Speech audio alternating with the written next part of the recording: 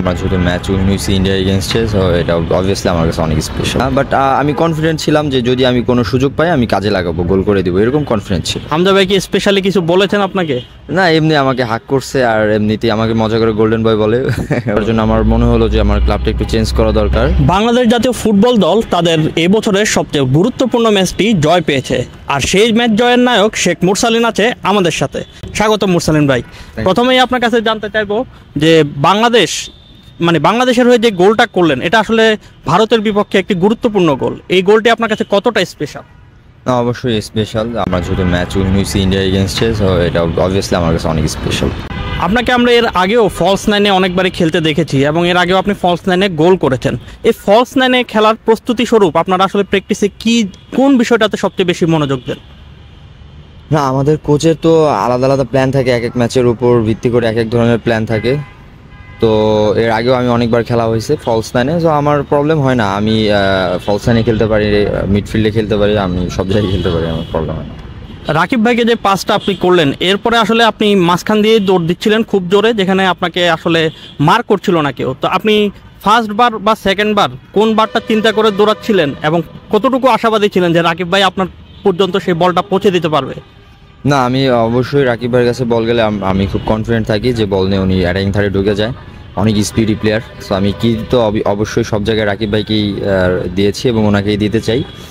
আর আমি হচ্ছে সেকেন্ড পোস্টে ছিলাম, আমার টার্গেট ছিল সেকেন্ড পোস্টে আমি রান করব, দেন হচ্ছে ফলস রান করে আবার ফার্স্ট পোস্টে যাবো। সো আলহামদুলিল্লাহ সব কিছু ঠিকঠাক ছিল আর কি। ভারতের গুরপ্রীত সিং সান্ধু অনেক বড় মানের গোলকিপার, তিনি কিন্তু ইউরোপেও খেলে এসেছেন, তাকে নাটমেক করে একটা গোল দিলেন।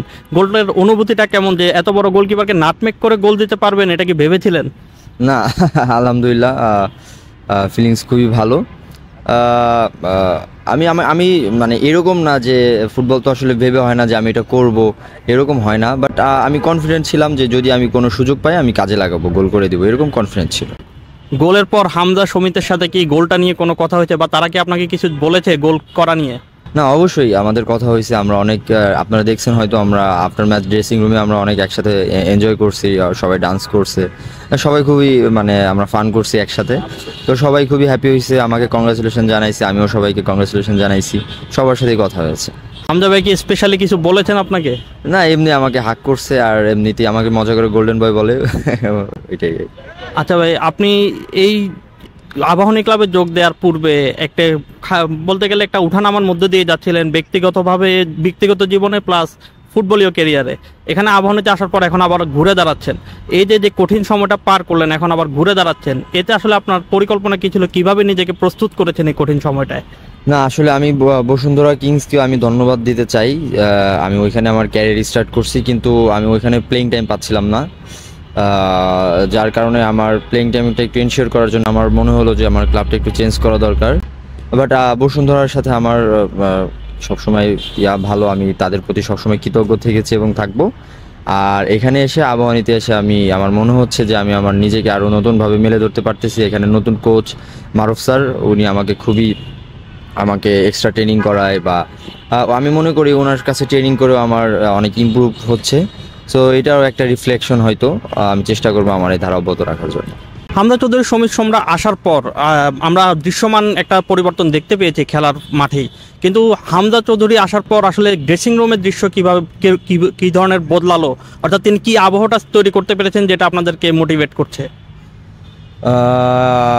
সেটা যদি আমি বলি, দেখা যাচ্ছে এখন আমাদের সব কিছুর ড্রেসিং রুমেই আসলে ওই রকম সব কিছুই নর্মাল। হামজা ভাই তো আমাদের সাথে খুব সুন্দরভাবে মিশে গেছেন, সো ও আমাদের অ্যাডজাস্ট করতে খুব একটা সমস্যা হয় নাই। হামজা ভাই খুবই হাম্বল পারসন, সো আমাদের সাথে সুন্দরভাবে মিশে গেছেন। উনি যে ইংলিশ প্রিমিয়ার লিগ খেলে বা এরকম আমাদের কখনো বুঝতে দেয় না, আমাদের টিম মেম্বার্স এরকমই উনি ফিল করায়। সো এই জন্য খুব ভালো লাগে ওনাকে, আর সবাই খুবই পছন্দ করে, স্পেশালি অফ দ্য ফিল্ডে। অন দ্য ফিল্ডে তো অবভিয়াসলি। সো এইটাই সব কিছু। আপনার অলরেডি জাতীয় দলে গোল সংখ্যা 7 হয়ে গেছে। যখন আপনি অবসরে যাবেন জাতীয় দল থেকে, আপনার নামের পাশে কতটা গোল দেখতে চান? না, অবশ্যই লক্ষ্য অনেক বড়।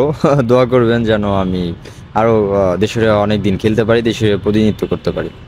আর এখন ফেরা যাক একটু দেশের ক্লাব ঘরোয়া ফুটবলে। আপনি মোহামেডান ক্লাবের হয়ে খেলেছেন, এবার আবাহনী ক্লাবের হয়ে খেলবেন এবং আগামী ম্যাচটাই হচ্ছে ডার্বি, ঢাকা ডার্বি, কতটা এক্সাইটেড এই ম্যাচটা নিয়ে? না, অবশ্যই। এখন তো আমাদের ন্যাশনাল টিমের খেলা শেষ হলো, এখন ফুল ফোকাস ক্লাবের ম্যাচ নিয়ে। নেক্সট ম্যাচ আমাদের এনএল জিততে হবে। ক্লাব আমাদের টার্গেট আছে এখানে আমরা শিরোপা জিতবো। সো ওই টার্গেট নিয়ে আমরা মারুফ স্যারের আন্ডারে ট্রেনিং করতেছি। ইনশাল্লাহ ভালো কিছু হবে, দোয়া করবেন। ধন্যবাদ শেখ মোরসালিন। আমরা আছি শেখ মোরসালিনের সাথে কথা বললাম বাংলাদেশ ভারত ম্যাচ নিয়ে এবং তার লক্ষ্য নিয়ে। বর্তমানে তিনি নিজেকে ক্লাব ফুটবলে আবার ফোকাস করছেন। ধানমন্ডি থেকে Shoaib Shams, BD sports time.